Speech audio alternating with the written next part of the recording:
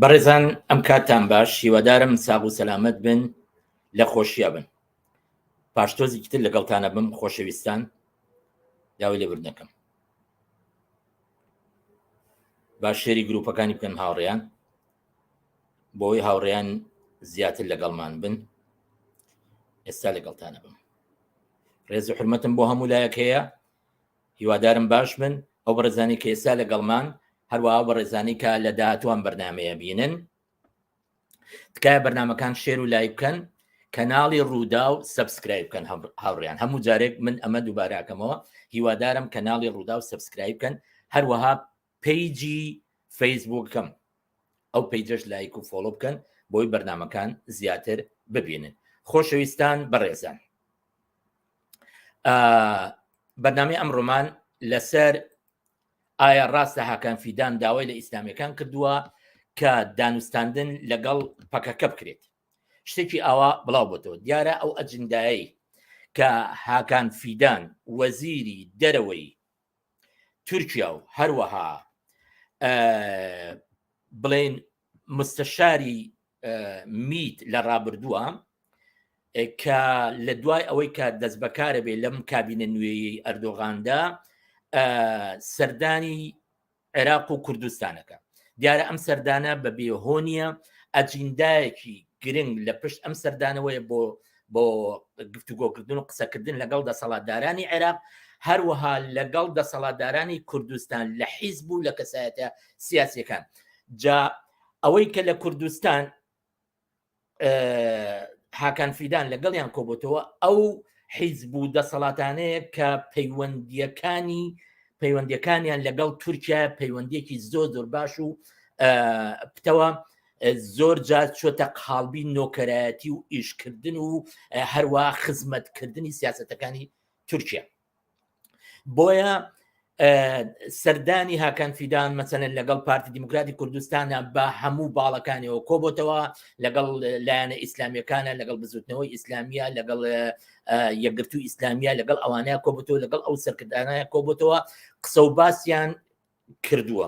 ئەم قسە و باسانە لە میدیاکانە و هەروە لە میدیای تورکیشە بە ئاشکرا دیار نییە و بڵاو نەکراوەتەوە کە ئەمانە لەسەر چی قسەیان کردووە. بەڵام زۆر کەس لە شڕۆڤەکاران و لێکۆڵەرەوانی سیاسی هەروە میدیاکاران قسە لەسەرەوەکەن کە حاکان فیدان مەبەست و هەروە ئەجندای تایبەتی هەبوو کاتۆ بۆ کوردستان و لەگەڵ ئەو کەسانەیە کۆبوتەوە گرنگترینیان مەسەلەی پەکەکەیە کە ئەمانە بە هەر هەمیان بتوانن یارمەتی دەربن بۆ بە تەواوەتی لە ناوبردنی یاخود ئەو کەسانەی کە تا ئێستا بەرەنگاری ڕژێمی تیرۆریست و فاشی تورکیەکەنەوە لە شاخەکانەوە ئەمان یارمەتی دەربن هەتاوەکو بگەنە ئەو جێگایانەشە لەو جێگایانەشەوە بەسەر پەکەکە زاڵ بن. بەڵام لە لایەکی ترەوە قسە و باسێکی تری هاتۆتە ئاراوە کە ئەویش ئەوەیە کە حاکان فیدان لەگەڵ لایەنە ئیسلامیەکانە باسی لەوە کردووە ئەگەر هات و ئەرزێتێک دروست بێ بۆ دانوستاندن لەگەڵ پەکەکە و ئەمان قسە لەگەڵ پەکەکە بکەن ئاوا مەسلەی دانوستاندن جارێکی تر بێتە ئاراوە لەگەڵ پەکەکە. هەڵبەتا و دانوستانانی پێشوو هەر هەمیان بە شێوەیەکی نەرێنی کۆتاییان هاتووە. ئەم دانوستانش دیارە ئەگەر شتێکی ئاوایی هەبێ تورکیا مەبەستی تایبەتی خۆی هەیە بۆ ئەو دانوستانە. ئەم مەبەستەش بە پێی سیاسەتەکانی تورکیا کە هەموو لامان ئاگادارین مەبەستی باش نابێت. هەمووی ئەو مەبەستەیە بۆی کورد بە تەواوەتی لە شەڕی چەکداری بخرێ، هەروە ئەو تەنگشیەکە لە ناو تورکیا هەیە، هەروەها ئەوەی کە لە ناو کوردستانی عێراقیشە لە کورد هەر هەمووی بەگشتی بێتە ژەڕ کێفی ئەو سیاسەت و پەیڕەوانەی کە ڕژێمی تورکیا لە ناوچەکەیەکە بینیشمانە بۆ ئەو قەڵەمڕەوەی کە لە کوردستانە ئەیکا، لە سووریا ئەیکا، لە لیبیا ئەیکا، لە هەموو ئەو جێگانەیە کە تورکیا خەریکی ئەو جۆرە ئیشانەیە. بۆیە کابینەی تازەی ئەردوغان جموجۆڵێکی زۆری لە ڕێگای ئەم حاکان فیدانەوە کردووە و ئێمە ئەمڕۆ قسەی لەسەرەکەین. هاکەفیدا وەزیری دەرەوەی تورکیا لەم کابینە تازەیی ئەردۆغان کە پێشتر مستەشاری میتی ترک بوو سەردانی عێراق و کوردستانی کرد و دەسەڵات و حیزبی کوردی زۆر بە گەرمی و باوەشەوە پێشوازیان کرد. ئەم پێشوازە گەرمی و باوەشە بۆچی؟ ئایا ئەمە تەنها پەیوەندی دیبلۆماسیە یا بەرژەوەندی کەسی و حیزبیە و ئامانجی تری لە پشتەوەیە؟ ئایا ئەم بەرژەوەندیانەی لەگەڵ تورکیا دروستکراوە بۆ خزمەتی خەڵکی کوردستانە یان ئەمە کۆیلایەتیەکە و ئەجنداکانی تورکیا جێبەجێکە؟ ئەڵبەتە کۆیلایەتی لە ڕابردووە ئەو دەسەڵاتانەی کوردستان کۆیلایەتێکی بەرچاویان بۆ ڕژێمی تورکیا کردووە هەر لە مەسلەی نەوتفرۆشتن و هەر لە مەسلەی هێنانی سوپای تورکیا بۆ ناو خاکی کوردستان و هەروە هەر بۆ ڕێگەدان لە بۆ درۆنانی کە لە ناو خاکی کوردستانە لە هەچی شوێنێک بێوێ خەڵکانی سیڤیل یاخودەوەی کە خۆی ناوی ناوە نەیار بە ناوی پەکەکەوە تیرۆرەکە ئەمانە بێگومان دەلالە لەو کۆیلایەتێکە کە دەسەڵاتی کوردی هەیەی. داواکاری تورکیا لە ئیسلامیەکان چییە؟ ببورن بۆ بەرگری پارتی و حیزبە ئیسلامیەکان پێشوازیان بۆ بەگەرمی پارتی و حیزبە ئیسلامیەکان پێشوازیان کرد و لەگەڵی کۆبوونەوە. داواکاری تورکیا لە ئیسلامیەکان چییە؟ ئایا تورکیا ئەوێ ململانەی و گرژێک لە نێوان نۆکەرەکانی لە ئیسلامیەکان و پارتی دروست بکات؟ دروستکردنی گرژی بۆ چه ئەجندایەک؟ ئایا بەشداریکردن لە دژایەتی پەکەکە ئیسلامیەکانیش بەرژەوەندیان هەیە؟ بەڵام قسەیەکێکە گوایە هاکان داوای لە ئیسلامیەکان کردووە تا کەشی دانوستانن لەگەڵ پەکەکە ساز بکرێت. ئایا ئەمە ڕاستی هەیە؟ بەڕێزان ئەم پرسیارانە هەروەها دوو پرسیاری گشتی کە ئەویان ئایا هاکان فیدان داوای لە ئیسلامیەکان کردووە کە کەشێکی دانوستانن لەگەڵ پەکەکە دروست بکرێ، هەروەها ئەو ئەجندایی کە هاکان فیدان هەی بووە بۆ سەردانیکردنی لە کوردستانە چی بووە؟ من ئەمە بە باشم زانی پسپۆڕێک لەم بوارەیە بدوێنم کە وەڵامی ئەم پرسیارە نەمان باتەوە. ئەم پسپۆڕە لە بواری سیاسەتەکانی ناوخۆ و دەرەوەی تورکیایە کاکیوا خۆشناو کە من ئەم پرسیارم لێ کردووە بە سپاسەوە.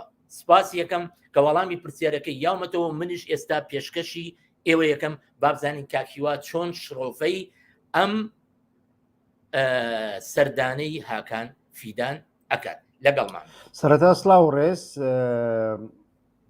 وا دیارە لەسەر ئەو پرسیارەی جەنابێت کە ئەو لەسەر ئەو دەنگوێی گوایە هاکان فیدان وەزیری دەرەوەی تورکیا و مستەشاری میتی تورکیای پێشوو کە لەو دواییانەدا سەردانی عێراق و هەرێمی کوردستانی کرد و لەگەڵ لایەنە ئیسلامیەکانیش بە تایبەتی یەکگرتووی ئیسلامی کۆبووە. هۆکارەکەی ویانیش یەکێک لە هۆکارەکانی ئەوە بوو کە گوایە تورکیا ویستوێتی لە ڕێگای هێزە ئیسلامیەکان ویانیش بڵێن یەکگرتووی ئیسلامی پرۆسەیەکی ئاشبوونەوە و دانوستاندن لەگەڵ پارتی کرێکارانی کوردستان دەست پێ بکە. وا دیارە کۆمەڵێک ینی زانیاریەشی بەو شێوەیە لە هیچ لایەنێک بە تایبەتیش لەلایەن پارتی کرێکارانی کوردستان بە هیچ شێوەیەک ئاشکرا نەکراوە. من بەخۆشم لەو بارەوە ئەو هەواڵم بیست و هەندێک پەیوەندیشم ئەنجامدان، بەڵام ئەوان بە هەموو شێوەیەک ڕەت دەکەنەوە کە شتێکی وا هەبێ بە پێچەوانە ئەوەی لە ئارادا هەیە. تورکیا سوورە لەسەر شەڕەکانی لەسەر هێرشەکانی هەم لە سووریا هەم لە عێراق هەم لە کوردستانی تورکیادا باکووری کوردستان. ئەوەی ئێمە بینیومانە لە زاری هاکان فیدان ماوەیەک بەر لە ئێستا لە کاتی پرسیارێکی وادا کە پرۆسەی ئاشتی دەست پێ دەکاتەوە دەست پێ ناکاتەوە. هاکان فیدان شتێکی وای وت، یعنی ئەوان گوایە ئەوان پارتی کرێکارانی کوردستانیان لە تورکیا بە تەواوەتی لاواز کردووە، پەک خستووە، چەکدارەکانیان لە خاکی تورکیا بە هیچ شێوەیەک نەماون، توانای جموجۆڵیان نییە. ئەوەی هەیە بە پێ قسەی خۆیان لە باکووری عێراق لە باکووری عێراقدا جموجۆڵی پارتی کرێکارانی کوردستان هەیە لەگەڵ دۆستەکانیاندا ئەو مەسەلەیە یەکلایی دەکەنەوە. بەڵام سەبارەت بەوەی کە ئیسلامیەکان ئەکرێ ببن بە نێوبژیوانکار لە نێوان هەردوو لادا، بە تایبەتیش ئەو ڕێکخراوانەیە کە نزیکی ئەلیخوان المسلمینن، یعنی ئەمە پاشخانێکی مێژوویی هەیە. هەر ئەمە شەوا لە خەڵک دەکا کە خەڵک باوەڕ بەم قسەیە بکە، ئەوەش ئەوەیە، یعنی لە ساڵانی 50 تەنانەت ڕێکخراوی ئیخوان مسلمین چەندین جار داوای لە حکوومەتە یەک بەیەکەکانی عراق کردووە لەگەڵ کوردەکان ئاش ببنەوە وەکو دوو برای موسڵمان بەیەکەوە کێشەکانیان چارەسەر بکەن. و ئەمە لە ناو هەموو ئیدۆلۆژیەکاندا دەربارەی کورد بینراوە و دەبیندرێ. بۆ نمونە بەعسیەکانی شتێکی وایان هەیە، بۆ نمونە میشل ئەفلاق کاتێک کە باسی کێشەی کوردەکە ئەڵێ بەڵێ کوردەکان هەن، برای ئێمەن، پێویستە ڕێزیان لێ بگرێ، نەتەوەیەکی سربەخۆن کولتور و زمانی تایبەت بە خۆیان هەیە، بەڵام دەبێت لە شەڕدا دژی ئیمپریالیزم لەگەڵ عەرەبەکاندا بن. یعنی ئەمە بۆ چوونی بەعسیەکانە، بۆ چوونی کەسێکە کە حیزبی بەعسی بەدەستی خۆی دروست کردووە. ئیخوان موسلیمینیش لەبەر ئەوەی پێشتر کوردەکانی بە موسڵمان زانیوە و پێی وابووە کوردەکان و لایەنی بەرامبەریان ئەگەر لایەنێکی ئیسلامی بن، بۆ نمونەوەیانش خۆیان بە ئیسلامی بزانن و لە هەمووی گرنگتر ئەگەر خۆیان بە دوژمنی ئیخوان مسلمین نەزانن، داوایان لە کوردەکان و ئەو لایەنە کردووە بۆ ئەوەی بە شێوەیەکی ئاشتیانە کێشەکانیان چارەسەر بکەن.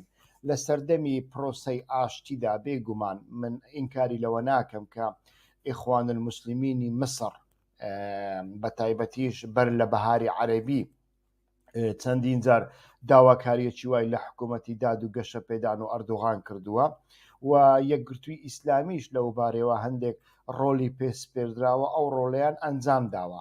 بەڵام کاکە ئێمە نابێ شتێک لەبیر بکەین، یعنی دوای بەهاری عەرەبی سۆسیۆلۆژیا لە ناوچەکەی ئێمە دەگۆڕدرێ، یعنی بە تایبەتیش دوای هاتنی داعش تەماشا دەکەین هەم لە عێراق و هەم لە سووریا کوردەکان بە ناچاری بێ و یانیش بە ڕەغبەتی خۆیان بێ دەبنە هاوپەیمانێکی سەرعەرزی ئەمریکا دژ بە داعش و هێزە ئیسلامیەکان.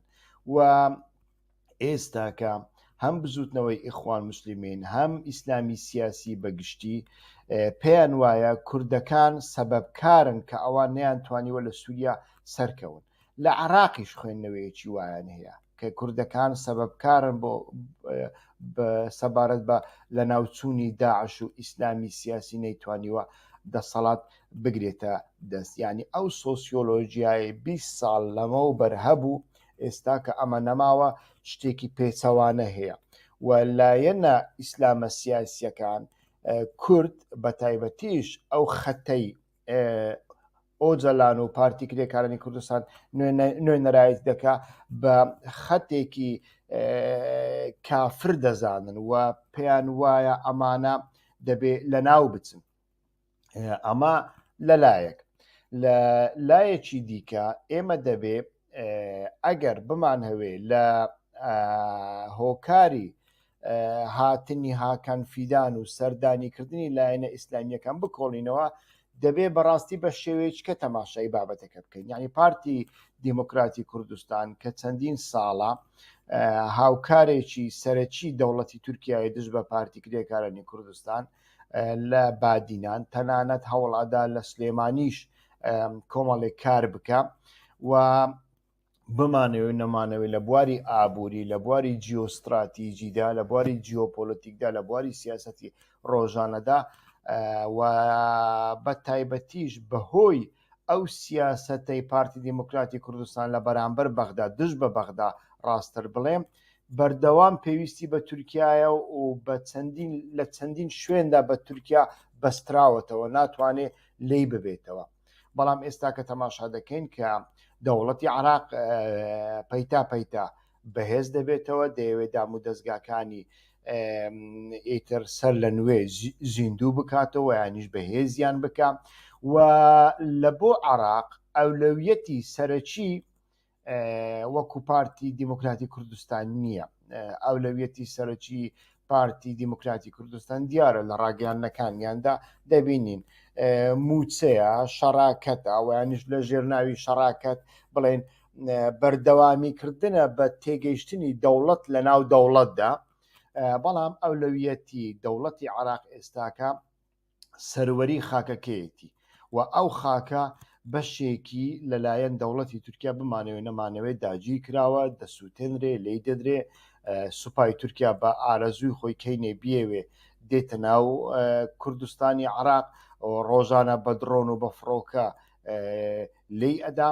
ئیتر ئەمانە هەمویان کێشەی سەرەکین لە بۆ وڵاتێک کە ئیدعای سەروەری بکە، جا دەوڵەتی عێراق بێ ویانیش دەوڵەتێکی دیکەوێت. لەو بارەیە دەوڵەتی عێراقیش کۆمەڵێک گوشاری لەسەر پارتی دیموکراتی کوردستان داناون و تەماشا دەکەین هەم هەوڵەکانی دادگای دەستوری عێراق و هەم ئەو بڕیارانەی وەکو بڕیاری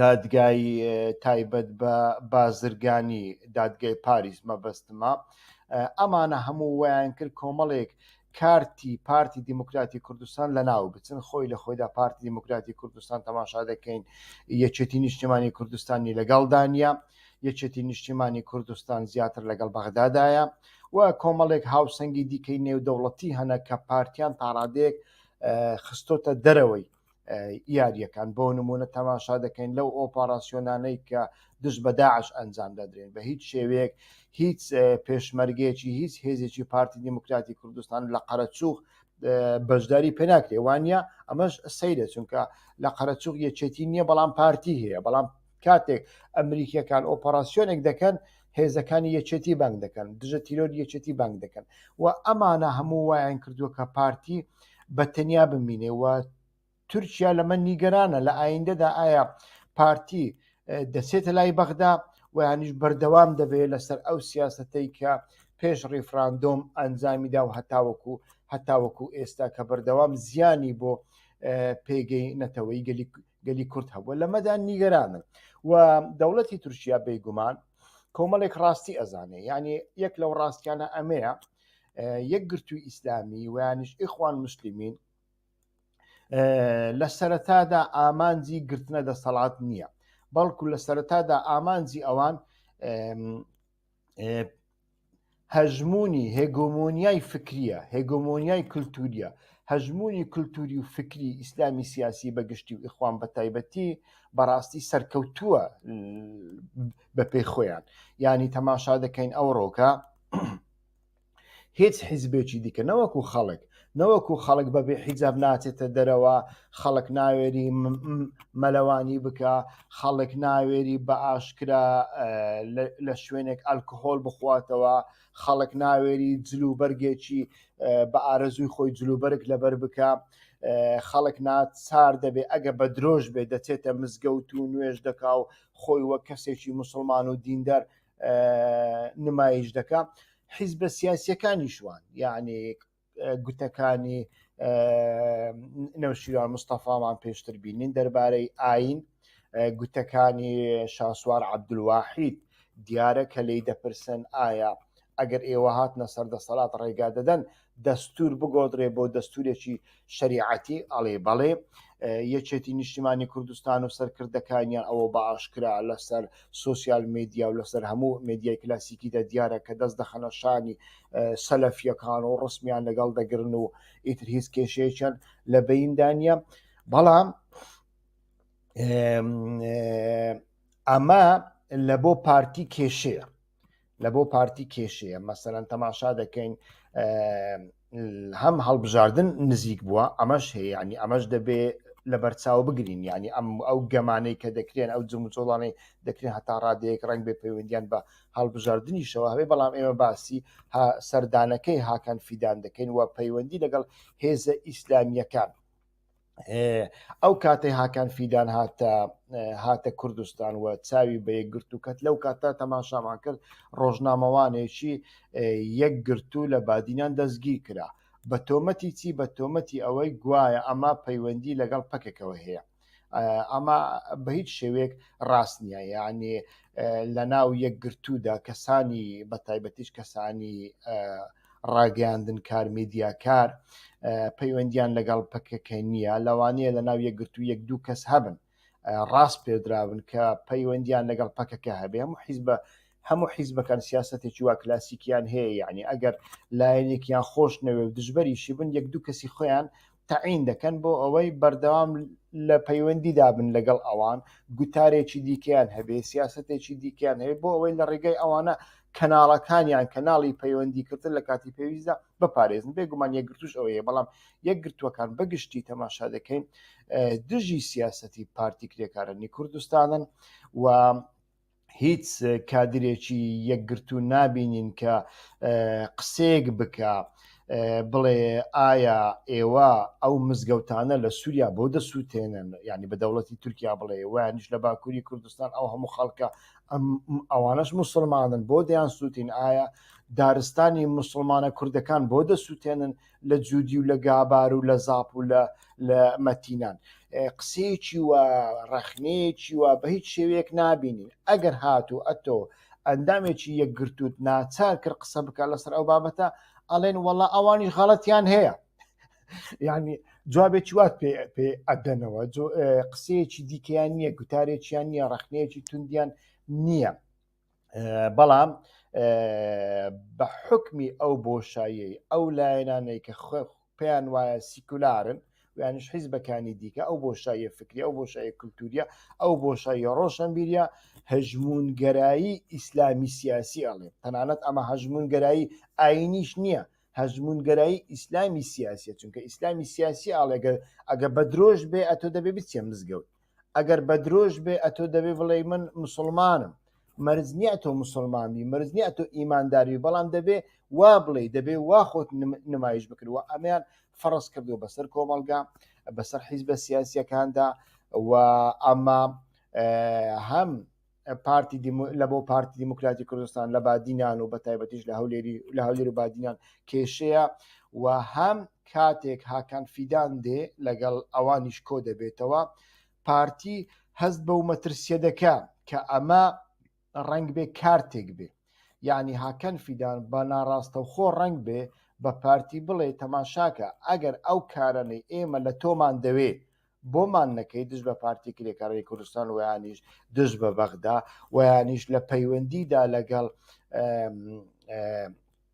هاوکاریکردنی تورکمەنەکان و سنیەکانی عراق چونکە دەوڵەتی تورکیا لەمە دەترسێ کە عراق سەر لە نوێ دەبێتەوە مرکز و دەیان هەوێ دیسانیش تورکمەنەکان بکەن بە یەک کە دوو تورکمانمان هەیە تورکمەنی شیعەمان هەیە سەر بە ئێران تورکمەنی سنیمان هەیە سەر بە تورکیا هاکان فیدان هەردووچیانی بینین و کوردەکان ئێمە دوو کوردمان هەیە و سنیەکانیش بە هەمان شێوەیان ئێمە سنیمان هەیە کە پەیوەندی باشیان لەگەڵ ئێران هەیە سنیشمان هەیە پەیوەندی خراپیان لەگەڵ ئێران هەیە ئەمانە هەمویان سەرکێشی بەڵام لە بەنسبەت پارتی کرێکارانی کوردستان دەوڵەتی تورکیا وە سوپای تورکیا و هێزە ئەمنیەکان پێ دەچێ لە ئایندەدا بەڕای من هێڕشێک بکەنە سەر خاڵێکی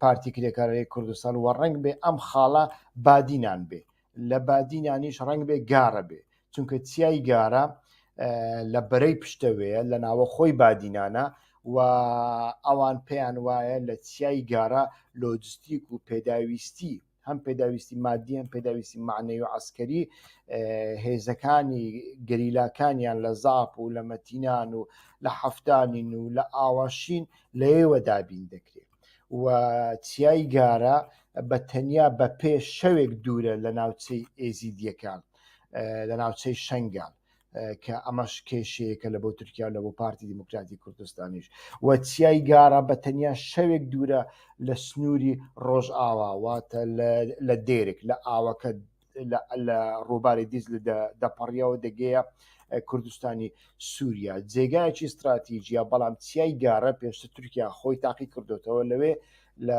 ڕۆژی یەکەمیندا کۆمەڵێک ئەفسەری پایە بەرزی لەدەستداون و ئەمە بۆتە جێگای ڕەخنە دڵڕاوکێ لە ناو سوپای تورکیادا ڕنگ بێ سوپای تورکیا بەخۆی نەتوانێ و نەوێری بە تەنیا بەخۆی دەست بە هێرشێک بک بۆ سەرگارە ڕنگ بە پێویستی بە هێزەکانی پێشمەرگای بێ پێویستی بە پارتی دیموکراتی کوردستان واتە هێزی زرێڤانی و هێزی ڕۆژ و گوڵان و ئەمانە بێ، بەڵام ئایا پارتی ئەمەی بۆ دەکا، ئایا پارتی کە ئەمەی کرد حسابی دوا ڕۆژی نەکردووە؟ بێگومان کردوێتی، ینی پارتی ئەمە دەزانێت ئەگەر بێت و تورکیا بکەوێتە گارە کەواتە تورکیا کەتە ناو هەموو بادینیان، کە تورکیا کەتە ناو هەموو بادینیان ئیتر پۆستاڵی تورکیا لە شارەکاندا ئەمزارە دەسوڕێتەوە، نەک بەتەنیا لە چیاکاندا. وە ئەمە ڕنگ بێ پارتی ئەمەی نەوێ، پارتی بی هەوێ هاوکاریان بکە لە دەرەوە، هاوکاریان بکە لە بواری ئیستخباراتی، هاوکاریان بکە لە بواری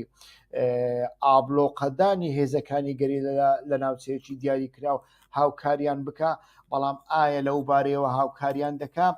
ئەگەر ناچار نەبێ ئەمەیان جارێت جێگای پرسیارە و بەڕاستی نازانی.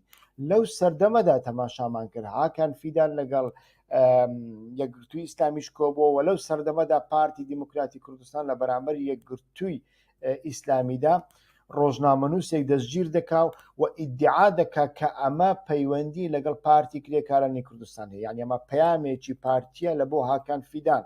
ئەتۆ لەگەڵ ئەوانە دادەنیشی، بەڵام تەماشا کە ئەمانە کادیرەکانیان پەیوەندیان هەیە لەگەڵ پارتی کرێکارانی کوردستان.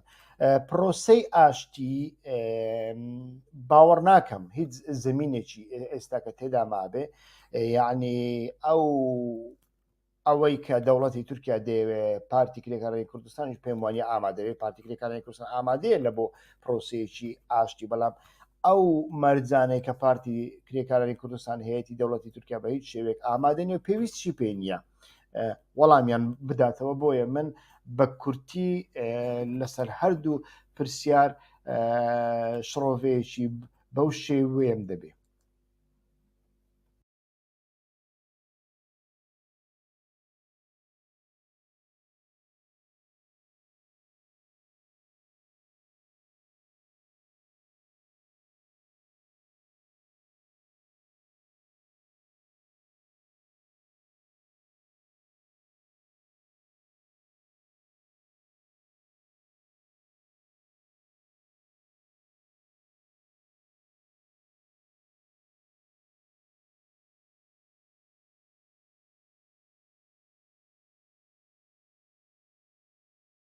ببورن دەنگم گرتووە ببورن. زۆر سپاس بۆ کاکیوە، سپاس بۆ کاکیوە کە شڕۆڤێکی باشی کرد بۆ ئەو مەبەستە.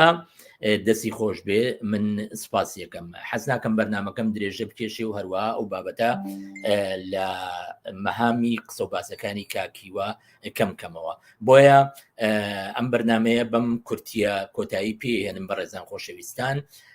هیوادارم کە ئەم بەرنامەیە شێر و لای بکەن بۆی بگا بە هاوڕێیان و بە ڕێزان تا لە وەڵامی ئەو پرسیارە ئایا ڕاستە کانفیدان داوای لە ئیسلامیەکان کردووە کە